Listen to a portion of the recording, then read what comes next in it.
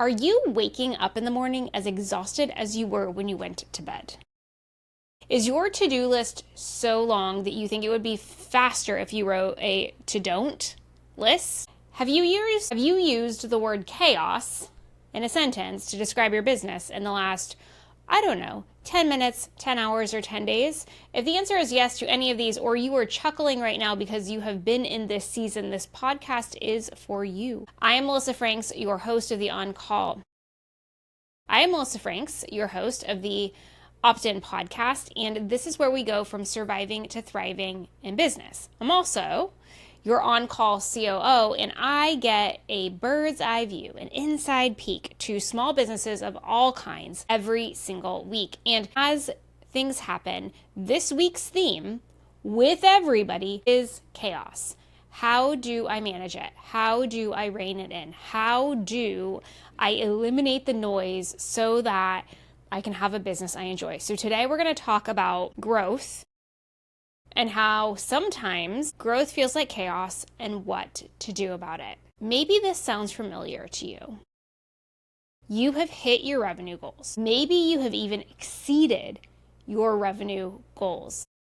But instead of feeling relief, instead of feeling better, instead of having peace of mind, it feels like you are barely keeping your head above water. You might even feel like you are failing. The good news is you're not. You're just growing without structure. And until you figure out the methodology to grow with structure in mind, it will continue to feel like this. Many business coaches out there say that these are growing pains. And while growing pains are a thing, there is a difference between growing pains and chaos. And we're going to walk through that today. There is a business owner that we have been working with for quite a while who is experiencing exponential growth. One of the challenges with exponential growth is that you break things really fast. As soon as you get something figured out and determined, it breaks. And it breaks because of volume, it breaks because of people, process, or technology, it breaks because you couldn't predict human behavior. Inevitably, it breaks. The good news is that because we knew that we were in a period of exponential growth, we built a process to work our way through the growing pains of the growth. And so while things are uncertain, surprises hit us literally every single day, we know how to assess the risk, we know how to triage, we know how to evaluate, and then we know what to do in the short term, medium term, and long term to address it. The response to the growth is not chaotic, it's intentional. And that's where I encourage you to get to today. Just as if that is one client with a relatively new business. We've been working with a business that has been in business for almost 25 years. They're about to have their anniversary. And when we started working with that business, they had been experiencing a downturn in their business for a while, a significant downturn. And our remit, our focus was to turn it around. It was going to be this amazing comeback story, which it now has been. And what's interesting is that while that business had been in place for a very long time, the growth that was experienced during the turnaround could have massively disrupted the ways of doing business. And so we built a plan intentionally about what we were going to stabilize, what we were going to focus, what we were going to establish function by function. We took the chaos out of the turnaround process, out of the growth process, and we leveraged the momentum for good. That can be your world too. So whether you are in this massive growth period because the business is just booming and everybody wants all of the things that you sell, or you're experiencing growth from a turnaround, these tactics today are going to help you in a variety of situations, both of those included. So the first thing that I want to talk to you about is why growth feels messy. Because it does, right? Does the growth in your business kind of feel like that stereotypical teenager's room where you try to get the door open, but you can't because their clothes are everywhere and food is everywhere and all those forks that you keep buying? Yeah, they're in there too. Is that what your business feels like? It's because your sales are outpacing your systems. That's all it is. It's not that you're doing anything wrong. It's not that you have over-engineered something, although maybe you have. It's really that your sales are just outpacing your systems. And so what that means is that there's being strain put on the business. It means that everybody is stretched to their limits, both from a actual capacity perspective, physically, and likely skill capacity as well. It means that everybody is working as hard as they possibly can, and it just keeps feeling like it's getting harder day by day. Nothing at all feels easier. That's the crux of the problem, is that your growth is outpacing the systems and you're putting an undue burden and pressure on your team. And then what ends up happening is you have decision fatigue. And what ends up happening to you, the owner, is that you have more opportunities, which means that you have more choices, which means that you have more overwhelm. Does that sound familiar to you? Can you imagine a moment in time in your business where you couldn't make another decision? Where there were so many things to choose from, you didn't know what the priority was anymore. That you couldn't turn to your team because they were so overwhelmed by just the running, the day-to-day, the things that they were catching on the fly, that they couldn't even help you look up and out to the bigger picture. The sales were pouring in, and yet this felt untenable, unsustainable, and not because you were concerned, not because you had a scarcity mindset, but because you didn't think you had the stamina. That's why growth feels so messy, because as much as you can plan for it, as much as you can intentionally build systems and processes in place, growth is unpredictable. The items that sell or the services that sell to create the growth, unpredictable. The speed for which it happens, unpredictable. You can make assumptions about processes that are going to need to change or bend or iterate, but you don't actually know until the circumstances present themselves, and then it feels like it's too late to do anything about it.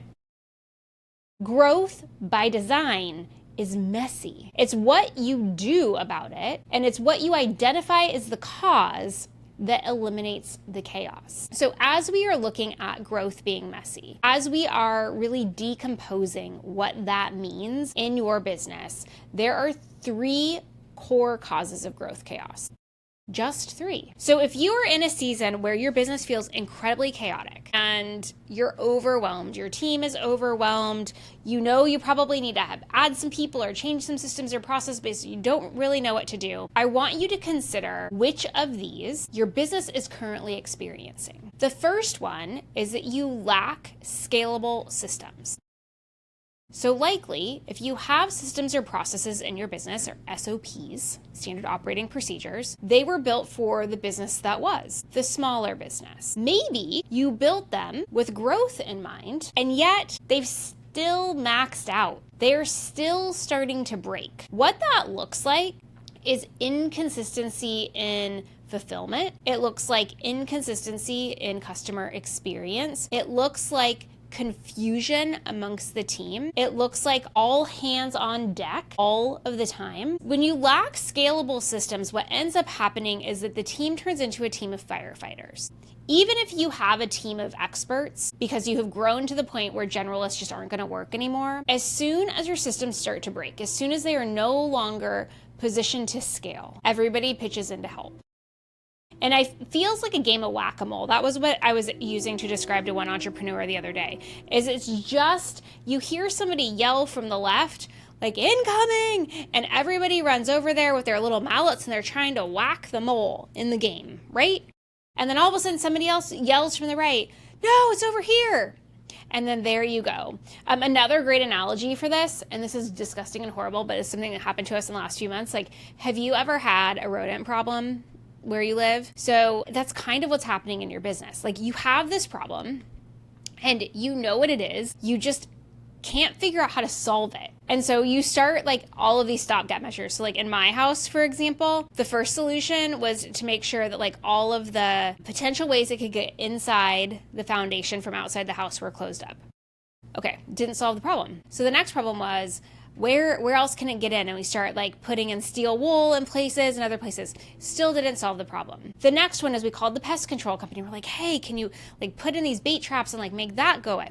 Still didn't solve the problem. What ended up happening is we had to put these like ultrasonic little gadgets all over the house and all of the plugs in all of the rooms and just hope that it drove them so crazy that they left. And it took months, but eventually eradicated the problem. And that's what happens when you don't have scalable systems in your business. You keep trying to like put these band-aids or small fixes on it, and eventually you've spent a ton of time and a ton of money, and all you have is a bunch of cobbled together solutions. You know how much faster it would have been if I had just thought like, hey, I should get these little devices right away? And it doesn't mean that I didn't need to seal the exterior of the house and I didn't need to like put the steel wool where we put it or like whatever else we did.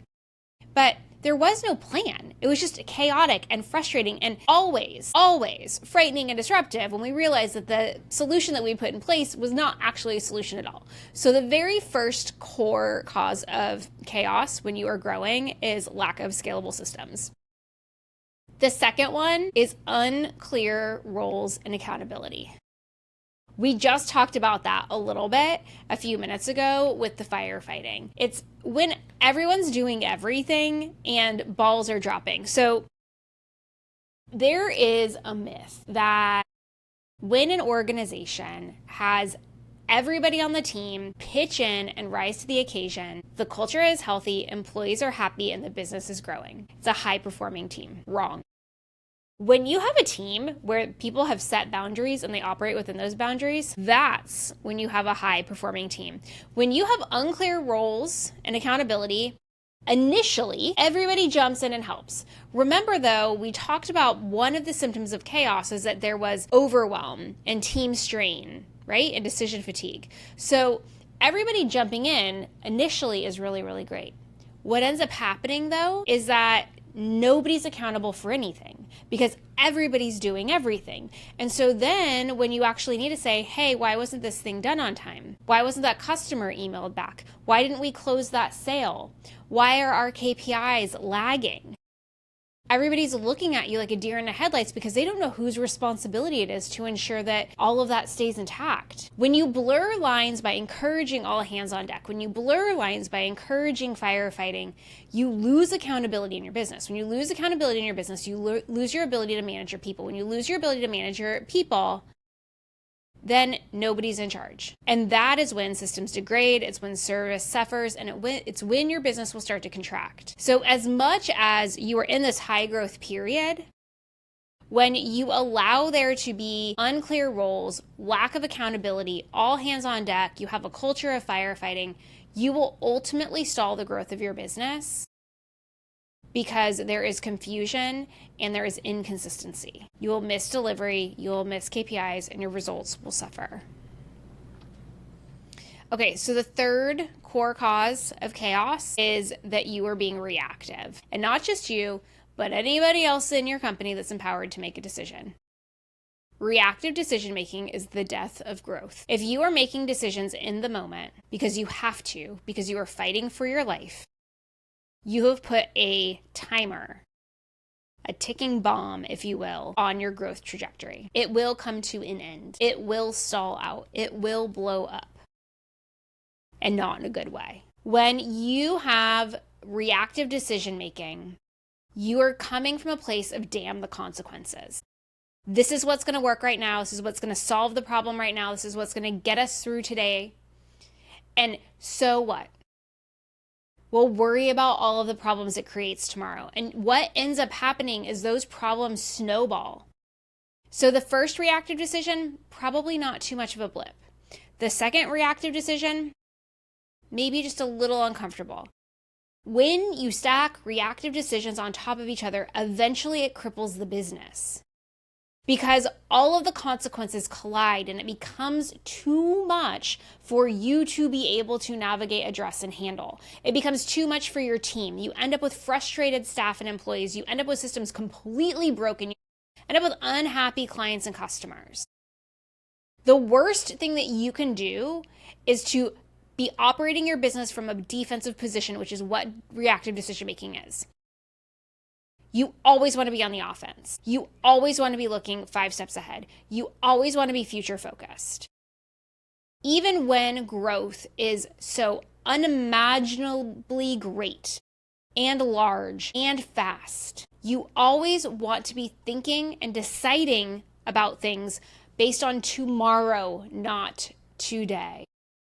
As soon as you make reactive decisions the name of the game, you add complexity to your business, you add inconsistency to your business, you add more work to the plates of your employees, and you create a bigger mess for yourself that you're eventually going to have to deal with down the line. So the question then becomes, if lack of scalable systems and unclear rules and accountability and reactive decision making are causing the chaos that happens when we grow, what do we do about it?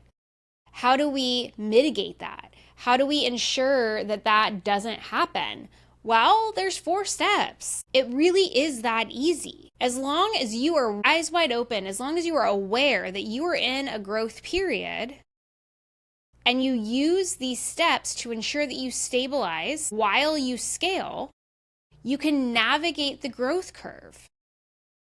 This is where calm and intentionality and planful decision making are so critical. So the first thing that I recommend is that when you are experiencing a high volume of growth, that you just hold still for a minute. You get quiet. You observe. You slow down. My youngest child had this period of time, and this is only funny to family, but I'm going to share it with all of you too. He was probably like 3, maybe 2 or 3. And we were out to a family dinner, and we were walking to get ice cream. So we had like a little bit of a walk from the restaurant to the ice cream shop. And out of nowhere, this child, sweet as can be, and this teeny tiny voice says, "What's the rush, darling? Slow down." And every single time I see a business in high growth want to move faster, in my head, I see that sweet little 3-year-old who's imploring all of us to take a leisurely walk to ice cream. It was the most hilarious moment, I think, of that young child's life. He has no recollection of it, but all of us do, because it was pure. And it was the best advice, the best life and business advice, literally out of the mouth of babes. When you are experiencing something unusually fantastic or unusually horrible, but today we're going to focus on the fantastic in your business, taking time to observe what's happening, to evaluate the consequences, to assess the situation, and then act is a strength. It is a way for you to be able to stabilize and continue to grow. It is incredibly true that you must slow down to speed up, and that in order to continue to ride future growth waves, you need to every single time take a moment, or a few, or a day, and evaluate what is happening and how you're going to react to it in an intentional, decisive way. The second thing that you're going to do is you're going to audit the bottlenecks. This is the old adage: people, process, and technology. Where are things breaking down? Why are they breaking down? When we look at people, are there too many cooks in the kitchen? Are there not enough people doing the same job? Is it that we need different skills than we needed before? So we have a skill gap situation. Is it that we have a productivity or an efficiency issue? That goes into processes. Are the processes less efficient? Have they broken? How many exceptions to the processes are we executing every single day? Audit the people, audit the processes. And then eventually, once you have those 2 audits done, then you say, what sort of technology solution can I implement? Sometimes you select a technology based on growth aspirations that eventually when you hit them, you realize the technology is slowing you down. It's causing problems. It's creating more work for the people. It's creating these crazy processes. I worked with one client who had a tech platform that they really loved to use, and it had all of the things in it. It had their CRM in it, it had their payment processing in it, it had their curriculum in it, it had their membership, like literally everything is in this one piece of tech. And at the outset of their business, it was fine. Its inability to communicate with outside tools, not a big deal.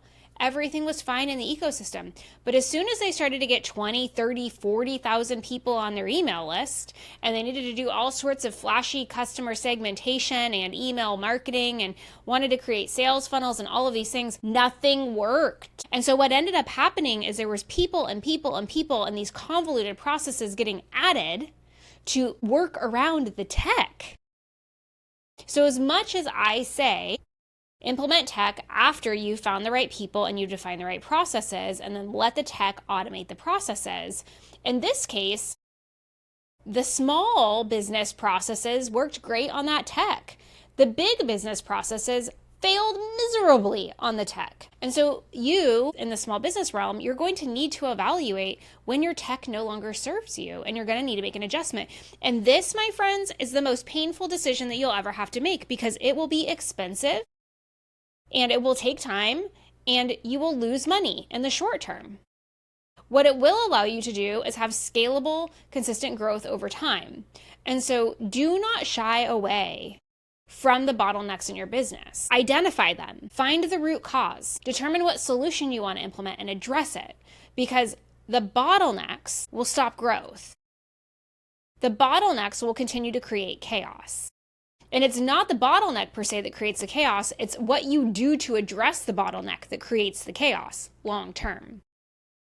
The third step is to prioritize delegation. Did anybody have a heart attack just now when I said the word delegation? You need to hand off work. You need to be paying attention to who is doing what and if their hourly rate is appropriate. When businesses start, they start all hands on deck. They usually have somebody that's getting paid kind of this median level income, and then the goal is to just like max them out until they cry uncle. And then what happens sometimes is that you add a second one of them getting paid at the same rate. But when they move work off of them, they're actually moving the administrative work off of them.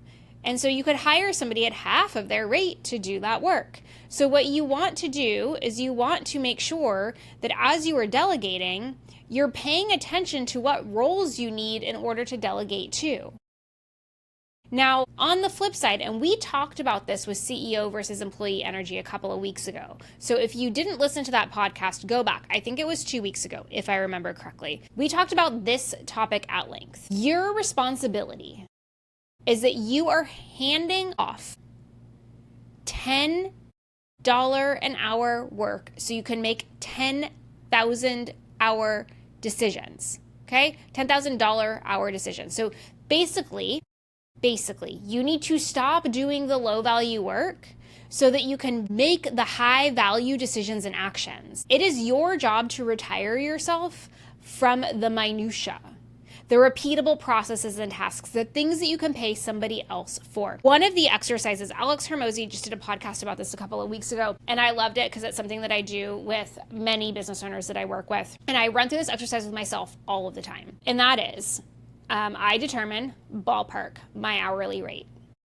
So if I was working, how much income would I be generating? And now I'm not working because I'm doing, laundry. How much could I be paying somebody an hour to do my laundry? And if it's not $250, $500, $1,000 an hour, $10,000 an hour, whatever your hourly rate is, it's cheaper to have somebody do the laundry so that you can take your hour and you can go do work. And you can apply that through anything. Are you sending your own invoices to clients? Could you pay somebody $20 an hour to do that? Makes sense, doesn't it? If then you could bill out higher than that. If you could take revenue driving action in your business instead, it just maths out. Delegate the things off your plate you don't need to be doing. Invite your team to do the same when they're maxed out. Bring in people at the right level, with the right skill set, at the right pay, and you will be able to grow your business significantly faster. The fourth step is to implement, stop doing lists. The to-do don't, or the to-don't list, as I like to call it.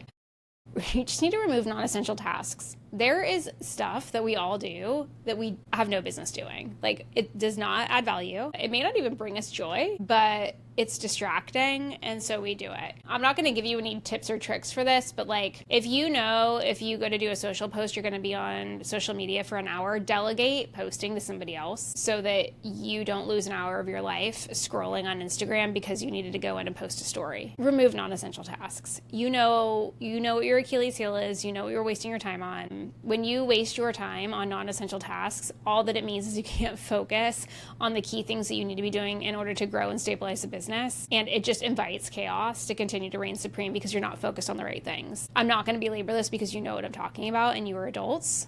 So just listen to my advice. Now, as I mentioned a couple of weeks ago, I published a podcast about CEO energy versus employee energy. And one of the things that's incredibly important to quieting the chaos in the business when you are growing is for you to sit and reside in that CEO role. Even if you're doing tactical tasks because you just have to, because that's the season that you're in, you really need to be moving from operator to architect. You really need to be moving from tactical execution to strategic visioning. You really need to be getting yourself out of the weeds and delegating those non-essential tasks to other people. You do not have to do it all. You do have to design it all. The team, your clients and customers, they are looking to you for direction and vision.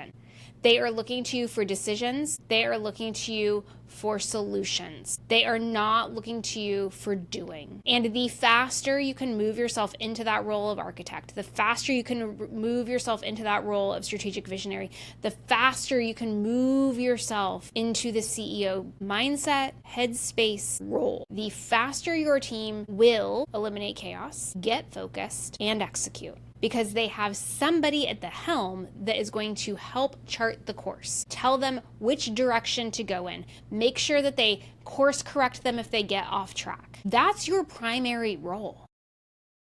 Not making sure the customer emails get responded to within 24 hours. That's important. That's somebody else's job. It's your responsibility to paint the vision of what the customer experience should be with your company so everybody understands the value and importance of the things that they do day in and day out. Now, this is challenging for many businesses, especially as you grow. Once you hit high six figures, definitely 7 and beyond, you need help. You need additional support. You need an operator that can run the business so that you can do what you're best at. Nobody started a business to run a business. Nobody. Think back to why you started your business. You were mission driven. You had a better product design than somebody else in the marketplace. You're filling a gap that didn't exist. You're providing a service that you're excellent at and you love to do. You started your business to do something, but it wasn't to run the business administratively, which is exactly why when you get to a certain growth stage, you get to really become that architect. You get to be that chief creative officer, that chief product officer, that CEO. And you can invite in a role like a fractional COO to support the running of the business. See, the really cool thing about fractional COOs is that they love running businesses and they are the best at running businesses. They are credentialed. They've been there. They've done that. They've seen it all. They know what's going to happen before it happens, and they know what to do before the chaos sets in. The amazing thing about when you have a business of the appropriate size to be able to partner with a fractional COO is that you get to choose where you spend your time because you have an operator that can run the day in and day out.